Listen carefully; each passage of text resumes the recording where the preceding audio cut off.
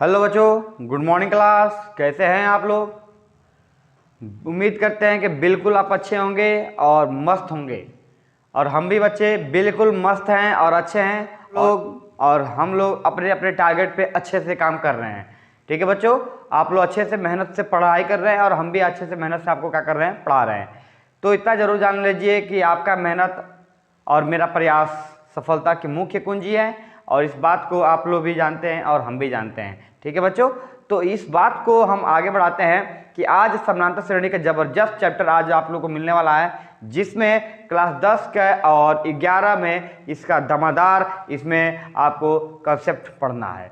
ठीक है बच्चों, तो आज का जो क्लास चलने वाला है वो समानांतर श्रेणी, जिसको हम अंग्रेजी में बोलते हैं ऑर्थोमेटिक प्रोग्रेशन। ठीक है बच्चों, जिसको शॉर्ट फॉर्म में हम एपी भी कह सकते हैं। तो आज अध्याय 5 अर्थात यूनिट 5 में आज हम लोग पढ़ने वाले हैं वीडियो नंबर 1।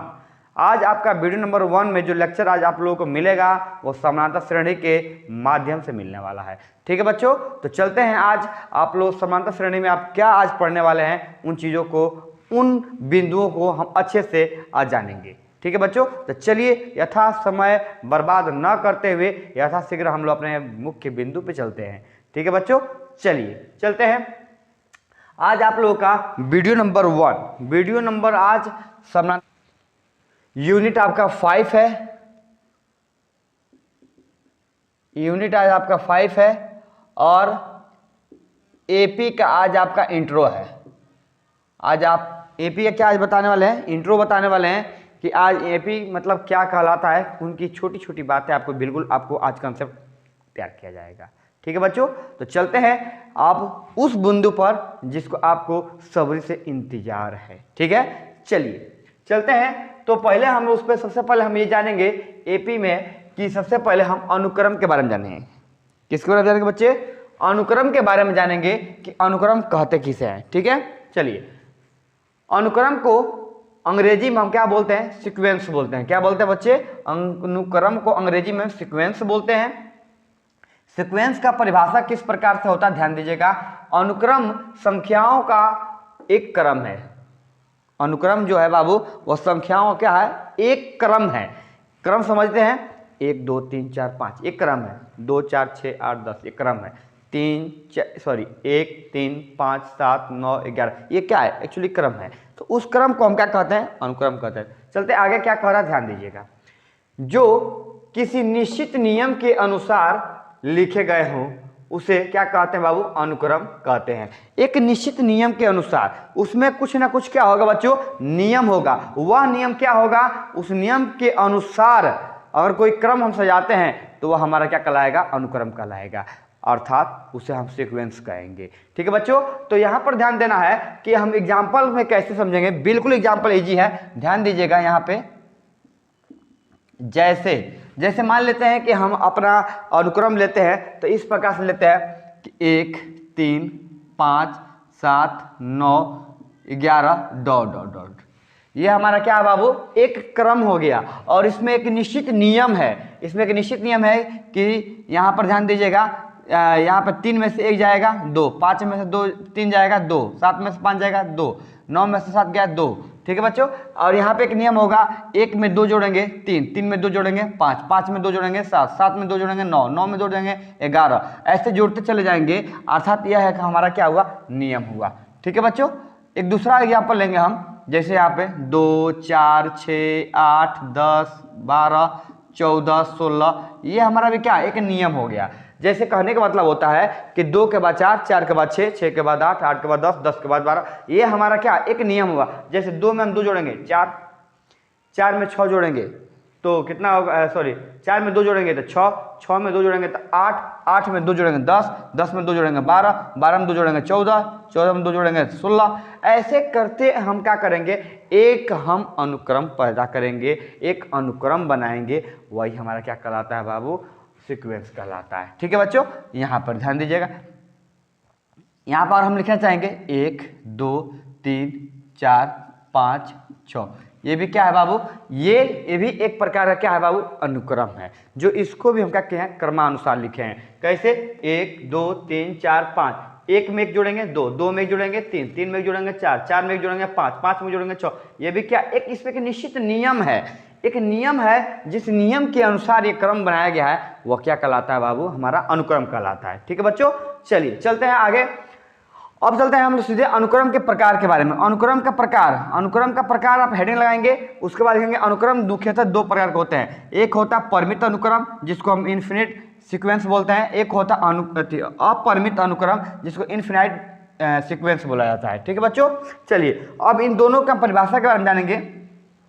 परिमित अनुक्रम किसे कहते हैं, वह अनुक्रम जिसके पदों की संख्या को गिना जा सके उसे हम परिमित अनुक्रम क्या कहते हैं बाबू, कहते हैं, उसे परिमित अनुक्रम कहते हैं। ठीक है बच्चों, इसे प्रायः शांत अनुक्रम भी कहा जाता है। इसे क्या कहा जाता है बाबू, शांत अनुक्रम भी कहा जाता है। शांत मतलब एकदम, मतलब जितना लिमिट चाहते हैं उतना तक, समझ में आ गया।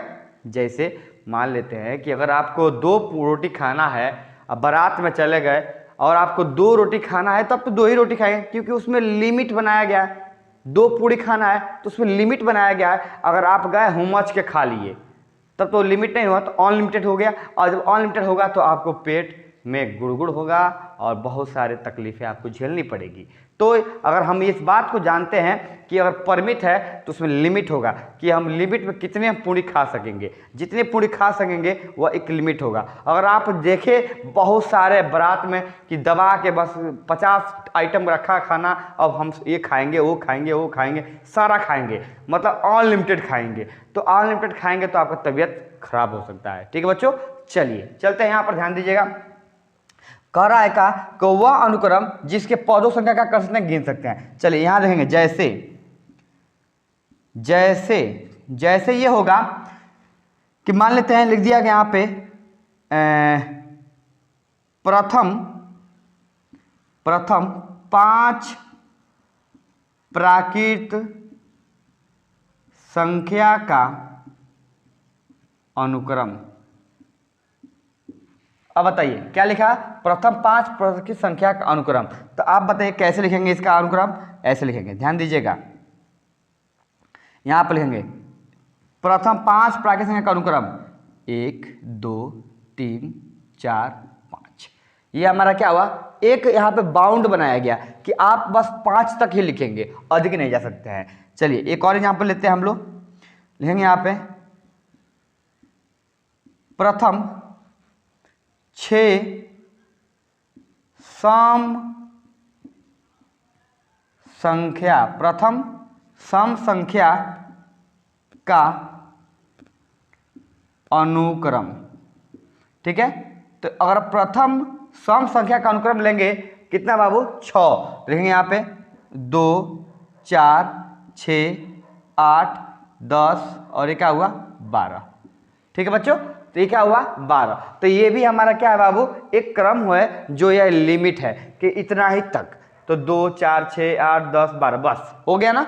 चलिए तो अब अगले चलते हैं, हम लोग ध्यान देंगे अपरिमित अनुक्रम किसे कहते हैं। अपरिमित अनुक्रम किसे कहते हैं, ध्यान दीजिएगा। वह अनुक्रम जिसके पदों की संख्या को नहीं गिना जा सकता है, जिनके पदों की संख्या क्या कर सकते हैं, नहीं गिन सकते हैं, वह क्या कहलाता है बाबू, अपरिमित अनुक्रम कहते हैं। ठीक है बच्चों, चलिए उसे हम अपरिमित अनुक्रम कहते हैं। ध्यान दीजिएगा यहाँ पे, इसे प्रायः अशांत या अनंत अनुक्रम भी कहा जाता है। इसे क्या कह सकते हैं, अशांत या अनंत अपरिमित अनुक्रम कह सकते हैं। ठीक है बच्चों, अब एग्जाम्पल समझेंगे, ऐसे हमें बिल्कुल समझ में नहीं आएगा, ध्यान दीजिए। यहाँ हम ये एग्जाम्पल लेना चाहेंगे, यहाँ देखो जैसे लेंगे, लिखेंगे यहाँ पे 1 3 5 7 9 9 11 13 और डॉट डॉट कर देंगे तो अनंत तक जाएगा। अगर हम यहाँ पे और लेते हैं अनुक्रम 2 4 6 8 10 12 14, ये भी क्या होगा, अनंत लग जाएगा। यहाँ पे देखो बच्चे 1 2 3 4 5 6 7 8, ये भी अनंत लग जाएगा। मतलब क्या हुआ कि इसमें भी एक नियम है, यहाँ देखो, लेकिन ये नियम में अनलिमिटेड तक ये संख्या जाएगा। जैसे 1 में 2 जोड़ेंगे 3, 3 में 2 जोड़ेंगे 5, 5 में जोड़ेंगे 7, 7 में जोड़ेंगे 9, ऐसे करते हम आगे जाएंगे।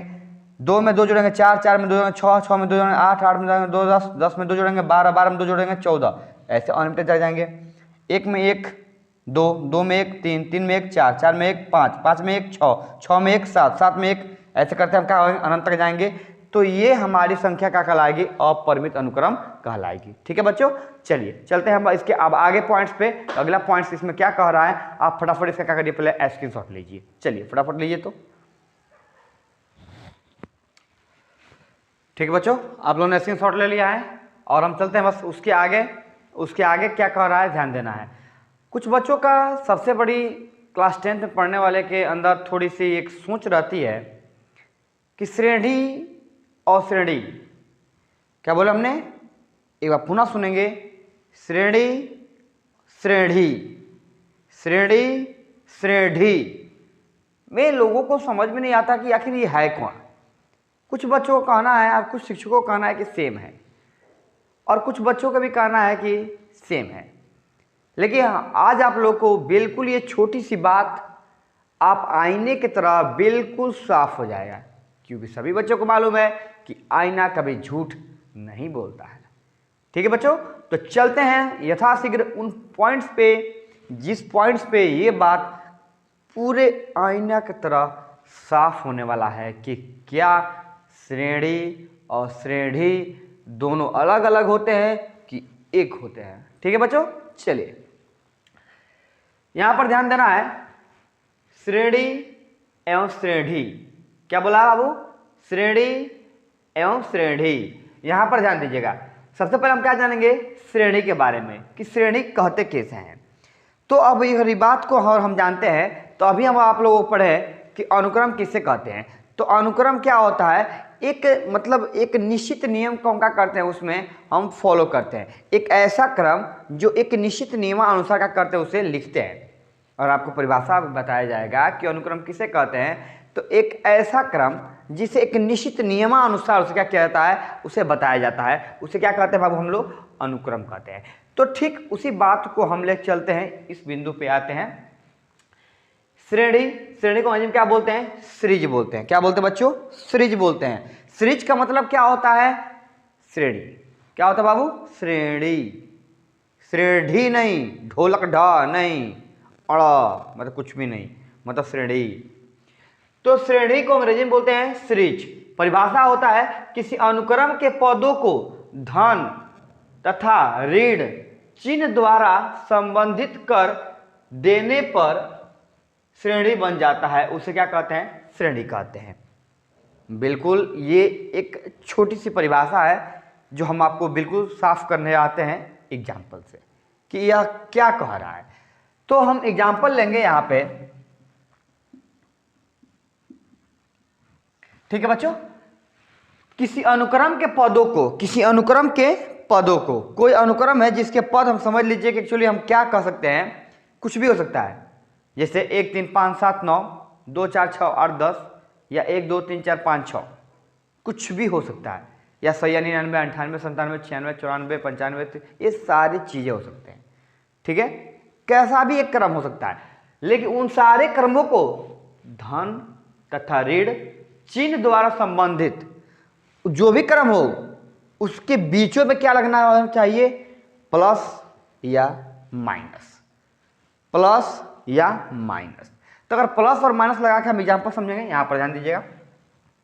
जैसे मान लेते हैं कि मेरे पास एक अनुक्रम है, जिसे अनुक्रम 1 3 5 5 7 9 11 13 15, ये हमारे पास अनुक्रम है।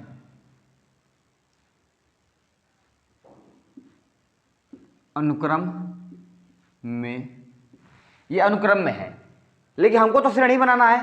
तो श्रेणी कैसे बनेंगे, यहां देखिए, 1 plus 3 plus 5 plus 7 plus 9 plus 11 plus 13 plus 15 plus dot dot dot.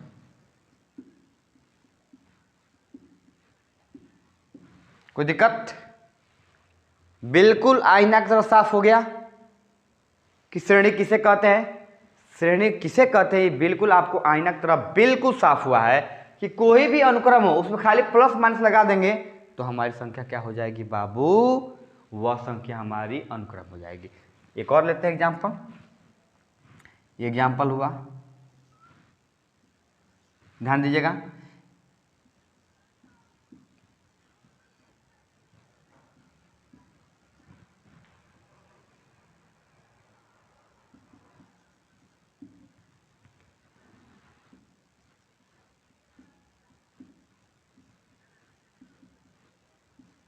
ठीक है बच्चों, ये अनुक्रम में है, लेकिन इसे श्रेणी में करने के लिए क्या करना पड़ेगा,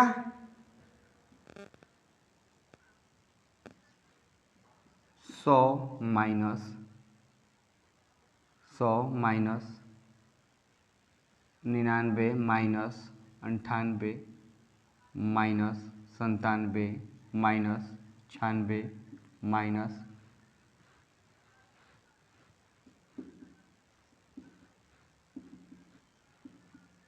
ठीक है बच्चों, ये इसका एग्जाम्पल है जो आप लोगों को बिल्कुल आईना की तरह साफ हुआ और ये समझ में आ गया।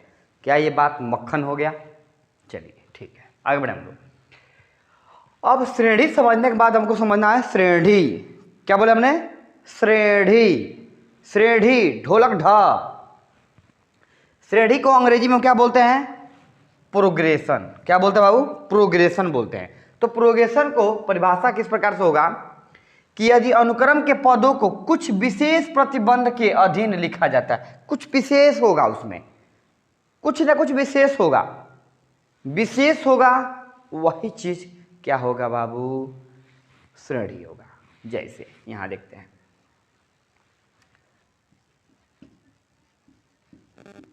चलिए पहला सवाल हम लेते हैं यहां पे श्रेणी के 1 3 5 7 9 11 डॉट डॉट। ठीक है बच्चों, तो क्या इसमें एक विशेष प्रकार का प्रतिबंध है? क्या विशेष प्रकार प्रतिबंध है कि प्रत्येक संख्या में 2 से ऐड किया गया, 2 क्या किया गया? ऐड किया गया है। अगर यहां पर ध्यान देंगे तो 1 में 2 जोड़ा गया 3, 3 में 2 जोड़ा गया 5, 5 में जोड़ा गया 7, 7 में जोड़ा गया 2, 9 में 2 जोड़ा गया 11। ऐसे करते हुए हम क्या किए, मतलब हर एक संख्या में हमने क्या जोड़ा? हर एक संख्या में हमने क्या किया? 2 जोड़ा। ठीक है, हर एक संख्या में क्या हमने जोड़ा बाबू? 2 जोड़ा। ठीक है, एक और संख्या लेते हैं हम लोग। 1 4 9 16 25 36 36 49 64 डॉट डॉट। क्या इसमें भी एक विशेष नियम होगा, प्रतिबंध होगा? क्या प्रतिबंध है कि ये प्रत्येक संख्या का वर्ग है। 1 का वर्ग, 2 का वर्ग, 3 का वर्ग, 4 का वर्ग, 5 का वर्ग, 6 का वर्ग, 7 का वर्ग, 8 का वर्ग। ये एक इसमें क्या है? विशेष प्रकार का प्रतिबंध है। तो ऐसा अगर क्रम दिखता है तो शायद ये श्रेणी कहलाता है। और इन्हीं चीज़ों के बीच में खाली प्लस माइनस दे देंगे तो ये श्रेणी हो जाएगा। क्या हो जाएगा बच्चे? श्रेणी हो जाएगा। तो क्या श्रेणी और श्रेणी में अंतर समझ में आ गया? बिल्कुल आईना की तरह आप लोगों को साफ हो गया। एक एग्जाम्पल और लेते हैं। 1 8 27 1 8 27 64 216, ऐसे बहुत सारी संख्याएं हैं। एक और लेते हैं, ये कितना होगा? 64, ये होगा आपका 125। ठीक है बच्चों, ऐसे। तो ये संख्या में विशेष आपका है कि 1 का घन 1, 2 का घन 8, 3 का घन 27, 4 घन 64, 5 का घन 125। ऐसे क्या है? एक घन है। ये सारी संख्या क्या है? एक घन है। तो ये परिभाषा बिल्कुल तरह से समझ में आ गया आप लोगों को कि श्रेणी और श्रेणी में क्या अंतर है। ठीक है बच्चों, चलिए चलते हैं हम आगे की तरफ। अब यहाँ पर ध्यान देना है कि श्रेणी के प्रकार, प्रोग्रेशन के प्रकार। तो प्रोग्रेशन के कितने प्रकार होते हैं?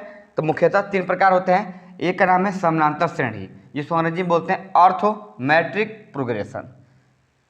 दूसरा होता है गुणोत्तर श्रेणी, जिसको बोलते हैं जियोमेट्रिक प्रोग्रेशन। तीसरा होता है हरात्मक श्रेणी, जिसको हरमेट्रिक प्रोग्रेशन बोलते हैं। क्या बोलते हैं बच्चे? यहाँ एक बार और सुन लेंगे। श्रेणी जो होता है वो कितने प्रकार के होते हैं बच्चे? तो श्रेणी जो होता है वह 3 प्रकार के होते हैं। तीनों क्या क्या नाम है? समांतर श्रेणी, जिसको अंग्रेजी में ऑर्थोमेट्रिक प्रोग्रेशन बोलते हैं। दूसरा बोलते हैं बाबू गुणोत्तर श्रेणी, जिसको अंग्रेजी में बोलते हैं जियोमेट्रिक प्रोग्रेशन।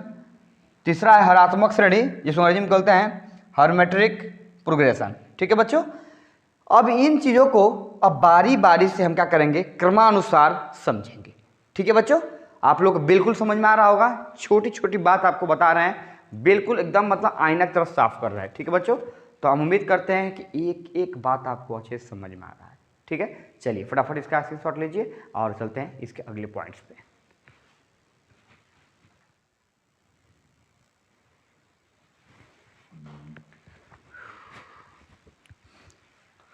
ठीक है बच्चों, तो आप लोगों ने उतार लिए और स्क्रीनशॉट भी ले लिए और चलते हैं हम अगले पॉइंट्स पे। ठीक है बच्चों, ठीक है बच्चों, आप लोगों ने उतार लिए।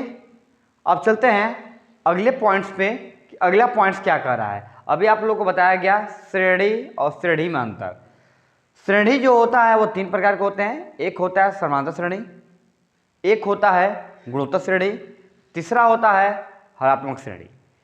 लेकिन क्लास 10th में आपको तीनों श्रेणी नहीं पढ़ना है, आपको क्लास 10th में तीनों श्रेणी नहीं पढ़ना है। तो आपको क्लास 10th में पढ़ना क्या है, तो आपको पढ़ना है ओनली वन समानांतर श्रेणी, ओनली वन समानांतर श्रेणी पढ़ना है। समानांतर श्रेणी में आपको जितने सवाल आएंगे वह क्लास 10th में वो समानांतर श्रेणी के अंतर्गत आएंगे। लेकिन अब क्लास 11 में आप जाएंगे तो आपको गुणोत्तर श्रेणी के बारे में, हरात्मक श्रेणी के बारे में अच्छे से पढ़ाया जाएगा। ठीक है बच्चों, हम आपको क्लास 11 में जब पहुंचेंगे आप लोग, तो हम आपको गुणोत्तर श्रेणी, हरात्मक श्रेणी के बारे में विधिवत बताएंगे। फिलहाल में आपको आज के जो क्लास चलने वाले हैं वह केवल आपके समानांतर श्रेणी में चलने वाले हैं और आपका यूनिट नंबर 5 जो है वह समानांतर श्रेणी ही है, क्योंकि यही पढ़ना है हम लोगों को। ठीक है बच्चों, तो चलते हैं यथाशीघ्र अपने पॉइंट्स पे कि समानांतर श्रेणी कहते किसे हैं। ठीक है बच्चों, चलिए ध्यान दीजिए। समानांतर श्रेणी को अंग्रेजी में बोलते हैं ऑर्थोमेटिक प्रोग्रेशन। क्या बोलते हैं बच्चों, ऑर्थोमेटिक प्रोग्रेशन। परिभाषा होता है कि वह अनुक्रम जिसमें किसी पद और उसके पूर्वगामी पद का अंतर सदैव स्थिर है उसे क्या कहते हैं, समानांतर श्रेणी कहते हैं। इसे प्रायः शॉर्ट फॉर्म में एपी कहते हैं। क्या कहते हैं शॉर्ट फॉर्म में, एपी। एपी का मतलब A for arithmetic, P for progression से सूचित किया जाता है। ठीक है बच्चों, चलिए इसको समझते हैं एग्जाम्पल से, ध्यान दीजिएगा। मान लेते हैं कि जैसे कह रहा है कि वह अनुक्रम, हमको एक अनुक्रम लेते हैं, जो कुछ भी अनुक्रम हो सकता है। जैसे हम एक अनुक्रम ले लिए, आपको यहाँ पे 1 3 5 7 9 11 13,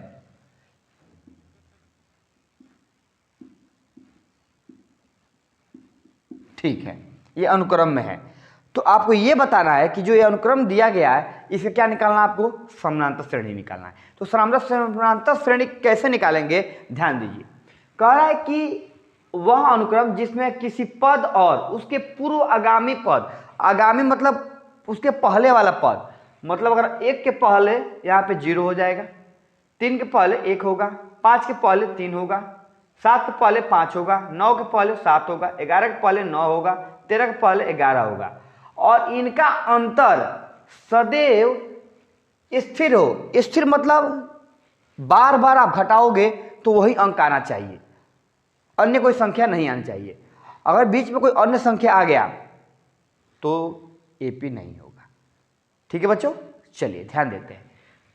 तो अगर हमारे सामने एक संख्या दे दिया गया, इसका आपको बताना है कि समानांतर श्रेणी में है या नहीं, तो ध्यान दीजिएगा। किसी पद, कोई पद लेते हैं, जैसे मान लेते हैं कि हमने 3 ले लिया, तो 3 का पूर्व पद क्या होगा, 1 होगा। 3 - 1 बराबर कितना घटेगा, तो 2। फिर लेंगे अगला 5 माइनस उसके अगला पद 3 घटेगा तो कितना होगा, 2। 7 लेंगे, 7 - 5 घटेगा तो कितना होगा, 2। इसमें लेंगे 9 - 7 घटेगा तो कितना होगा, 2। 11 - 9 घटेगा तो कितना होगा, 2। 13 - 11 घटेगा तो कितना होगा, 2। हर स्थिति में एक नियत अंक आया, तो अगर नियत अंक आया तो लिखेंगे यहाँ पे R in AP, मतलब अर्थात ये अनुक्रम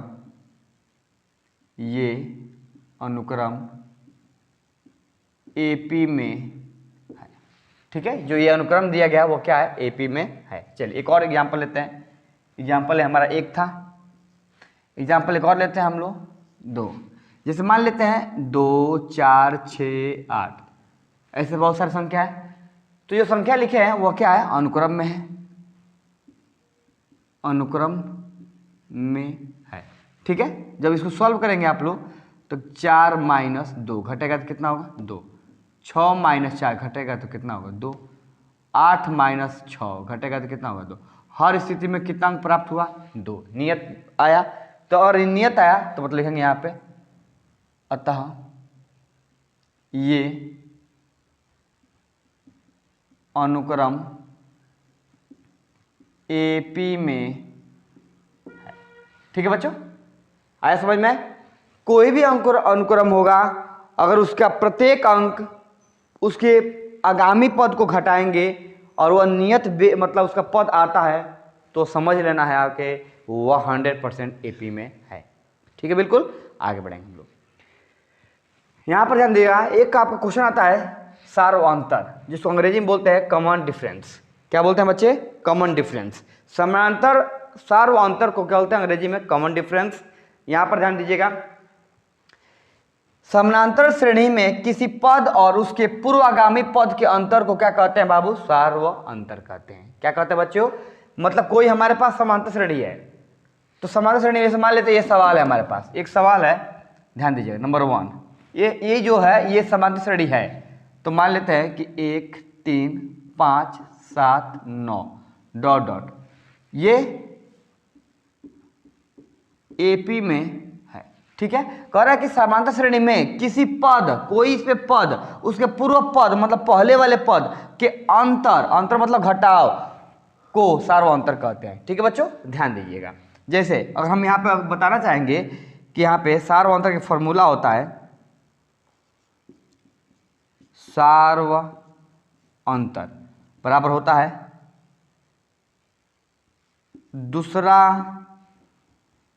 दूसरा पद माइनस प्रथम पद, ये आपका फॉर्मूला होता है। ठीक है बच्चों, चलिए तो दूसरा पद 3, ये 1 घटाएंगे, हम उस सार्वअंतर को किसे सूचित करते हैं बाबू, डी से। यहाँ पे परिभाषा हम बता देते हैं, सुन लीजिए। समांतर श्रेणी में किसी पद और उसके पूर्व आगामी पद के अंतर को क्या कहते हैं, सार्वअंतर कहते हैं। इसे प्रायः स्मॉल डी से सूचित किया जाता है और सार्वअंतर को हम पदांतर भी कहते हैं। ठीक है, यहाँ सॉल्व करेंगे तो यहाँ देखो डी बराबर क्या होता है बाबू, दूसरा पद मतलब ये T1 है T2, तो लिखेंगे यहाँ पे टर्म मतलब क्या होता है, पद, टर्म मतलब क्या होता है, पद। तो यहाँ ध्यान दीजिएगा T2 माइनस T1, तो D बराबर कितना होगा 3 - 1, तो घटेगा तो कितना होगा 2, ये सार्वअंतर निकल गया। ठीक है, एक और देख लेंगे। ठीक है, ये हमारा क्या हो जाएगा, आंसर हो जाएगा। ठीक है, इस प्रकार से आप क्या करेंगे, सार्वअंतर निकाल लेंगे। चलिए पहले सबसे पहले हम एक चीज यहाँ पर बता देते हैं कि अनुक्रम का पद कहते किसे हैं। ध्यान दीजिएगा, अनुक्रम का पद कहा जाता है अनुक्रम के सदस्य को, अनुक्रम के सदस्य को अनुक्रम का पद कहते हैं। जैसे यहाँ देखिए, जैसे मान लेते हैं हम पद को लिखें यहाँ पे, चूंकि पद को अंग्रेजी में क्या बोलते हैं बाबू, टर्म बोलते हैं। क्या बोलते हैं बच्चे, टर्म बोलते हैं। टर्म मतलब पद होता है। ठीक है, इसे शॉर्ट फॉर्म में हम क्या लिख देते हैं, टी से सूचित कर देते हैं, से सूचित किया जाता है। ठीक है बच्चों, इसको शॉर्ट फॉर्म क्या कहते हैं, टी से सूचित करते हैं। ध्यान दीजिएगा, तो अगर हमारा पद अगर हम अनुक्रम लेंगे तो ये हमारा होगा क्या, T1 T2 T3 T4 T5 T6 T7 T8 T9 dot dot कहाँ तक जाएगा, Tn तक जाएगा।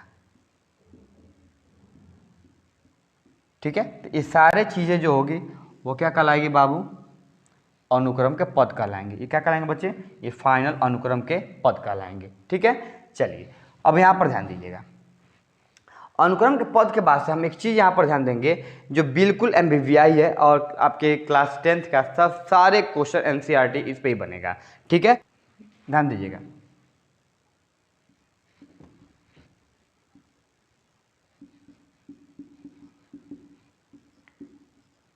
समानांतर श्रेणी के nवां पद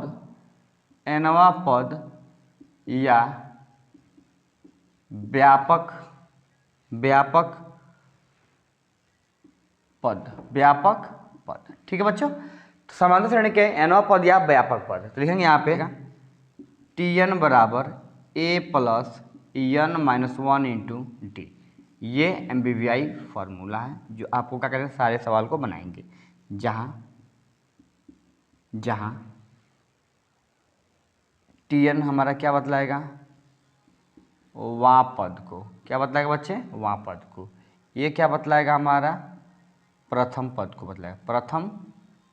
को बतलाएगा। ठीक है, n यहाँ पे n जो होगा वो n बराबर क्या बताएगा, पदों की संख्या को बताएगा, कितने पद हैं। और d जो आपको समझ में आ गया, पहले बता दिए हैं, और उसको क्या बतलाएगा, सार्व अंतर बतलाएगा। क्या बतलाएगा बच्चों, सार्व अंतर। ठीक है, चलिए फटाफट इसका स्क्रीनशॉट लीजिए और हम चलते हैं अगला, एक बहुत ही इंपॉर्टेंट पॉइंट्स लास्ट आपको बताएंगे। चलिए फटाफट लीजिए स्क्रीनशॉट। ठीक है बच्चों, तो आप लोगों ने स्क्रीनशॉट ले लिया। अब चलते हैं हम बिल्कुल, अब लास्ट पॉइंट्स आपका है जो MBVI है, यहाँ से बहुत सारे क्वेश्चन सॉल्व किया जाता है। ठीक है बच्चों, चलिए देखेंगे। यहाँ पे आपको एक लास्ट पॉइंट है जो आपको बिल्कुल समझ में आ जाने चाहिए, यहाँ पे ध्यान दीजिएगा। ठीक है, समानांतर श्रेणी की संख्या। क्या बच्चे, समानांतर श्रेणी की संख्या। तो समानांतर श्रेणी की संख्या एक्चुअली सवाल, इसमें बहुत सारे क्वेश्चन आते हैं जो सॉल्व करना होता है। तो समानांतर श्रेणी में जो सारे क्वेश्चन आते हैं वो क्या क्या क्वेश्चन आते हैं उस पर बिल्कुल फोकस करना है। ठीक है बच्चों, चलिए ध्यान दीजिए। पहला कहेगा नंबर 1, समानांतर श्रेणी की एक संख्या कहिए या प्रथम, तो शायद ये क्या होगा, अल्फा हो जाएगा। क्या होगा बच्चे, अल्फा होगा। ठीक है बच्चों, चलिए आगे बढ़ेंगे हम लोग। दूसरा आपका पॉइंट्स होगा समानांतर श्रेणी की दूसरी संख्या, तो ये होगा क्या, alpha minus beta, alpha plus beta. अगर कहता है नंबर 3, समानांतर श्रेणी की 3 संख्या, ये 2 संख्या हो जाएगा, यहाँ पे लिख देंगे 2 संख्या। एक संख्या हो गया ना, यहाँ लिख देंगे यहाँ पे 2 संख्या। तो तीसरी संख्या क्या हो जाएगा, तो यहाँ पे देखो 1 2 3, 1 2 3, तो क्या होगा, alpha minus 1 alpha, alpha plus beta. दिखाई दे रहा है। चलिए नंबर 4, समानांतर श्रेणी की 4 संख्या। तो समानांतर श्रेणी की 4 संख्या क्या होगा, वहाँ पर ध्यान दीजिएगा, alpha plus alpha minus 3 beta, यहाँ पे अल्फा माइनस बीटा, फिर alpha plus beta, alpha plus 3 beta. ठीक है बच्चों, ये 4 संख्या हो जाएंगे। और लास्ट आपका होगा समानांतर श्रेणी की 5 संख्या। 5 संख्या क्या होगा, यहाँ पे alpha minus 2 beta, alpha minus beta, एक अल्फा होगा, एक अल्फा प्लस बीटा होगा, एगो अल्फा प्लस 2 बीटा। तो 1 2 3 4 5। ठीक है बच्चों, तो ये आपका बिल्कुल MVV, बिल्कुल MVVI फॉर्मूला, क्या बाबू, फॉर्मूला है। ठीक है, ये बिल्कुल आपको क्या करना है, याद कर लेना है। ये जो आपको 5 लिखा है, 1 2 3 4 5, ये बिल्कुल आपको क्या करना है, याद कर लेना है। और इस सवालों से हम क्या कर लेंगे, जितने छोटे बड़े क्वेश्चन होंगे आप सबका कर लेंगे, सॉल्व कर लेंगे। ठीक है, तो आज आपका समाधान श्रेणी में आज आप लोगों ने क्या पढ़ा, इंट्रो पढ़ लिया। अब जो अगला वीडियो आपको आएगा उस वीडियो में हम लोग एक्सरसाइज 5.1 पढ़ेंगे। ठीक है, तो आज इसमें जो भी आपकी कुछ समझ में ना आया हो तो प्लीज़ आप कमेंट बॉक्स में बताएं, जरूर हम उस बातों को सुनेंगे। ठीक है, तो आज के लिए बस इतना देते हैं, मिलते हैं अगले वीडियो में। Thanks for the watching video. जय हिंद।